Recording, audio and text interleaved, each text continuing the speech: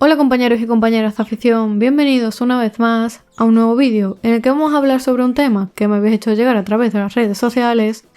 ya que muchos de vosotros me habéis preguntado por qué mi periquito me tiene miedo y se asusta cuando me acerco, por qué me pica mi periquito y cosas similares. Por lo que si quieres saber las razones por las que tu periquito puede llegar a odiarte o tenerte miedo, estate atento que empezamos.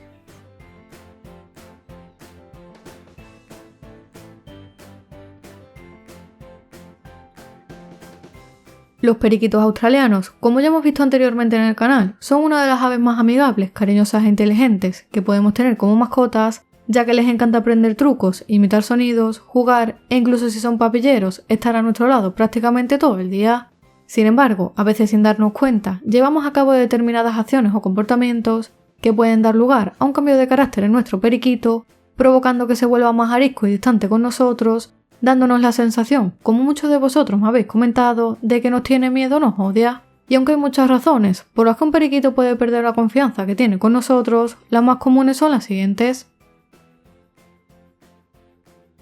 En primer lugar, si tu periquito es papillero y continuamente estás agarrándolo, llamándolo o persiguiéndolo por la casa, llegará un momento en el que el periquito se muestre más distante y agresivo contigo, puesto que le dará la sensación de que eres un depredador que quieres atacarle, y en estos casos solo le quedan dos opciones: huir de ti o atacarte.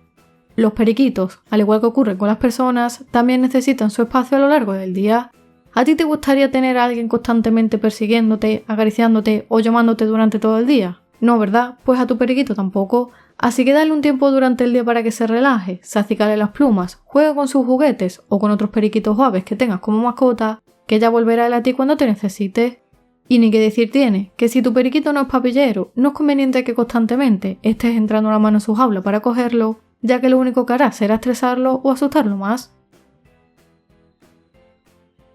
En segundo lugar, aunque pueda parecer contradictorio con lo que acabo de comentar, uno de los motivos por los que algunos periquitos comienzan a distanciarse de nosotros es por no pasar el tiempo suficiente con él. Esto ocurre especialmente cuando comenzamos a domesticar a un periquito desde pequeño y de repente dejamos de pasar tantas horas con él.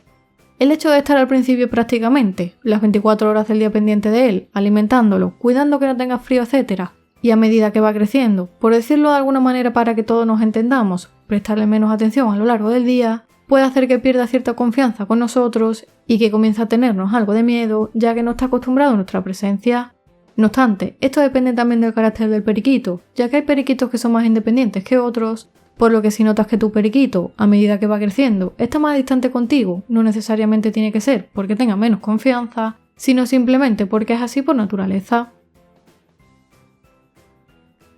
Uno de los errores que más cometen las personas que deciden criar un periquito papillero es comenzar a gritarles, ya sea para llamarlos o para regañarlos por hacer algo mal. Los periquitos por norma general no están sordos, no hace falta que le grites, lo único que vas a conseguir con esto, en función de la personalidad del periquito, es asustarlo o incluso reforzar esa mala conducta, porque a tu periquito le puede llamar la atención ese sonido y se piensa que estás jugando con él.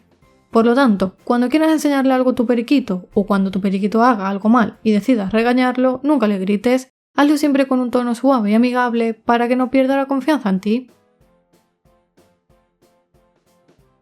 Por otro lado, los periquitos son aves muy sensibles a los cambios, y una de las cosas que más les molesta es que no los dejes descansar durante la noche, ya sea porque enciendes y apagas las luces constantemente, porque haces ruido o porque pasas continuamente delante de su jaula cuando está descansando. Si tienes la jaula de tu periquito en un lugar en el que durante la noche necesitas tener la luz encendida o hay ruidos que puedan asustarlo, como por ejemplo el de la televisión, te recomiendo que sitúes la jaula en un lugar en el que ellos puedan descansar tranquilos, o en el caso de que por espacio no puedas mover la jaula a otra habitación, lo mejor es cubrir la jaula con una tela para que al menos la luz no les moleste tanto y no tener el volumen muy alto. Todos los animales, incluidos los periquitos, pueden tener malas experiencias o vivir situaciones que le provoquen un trauma.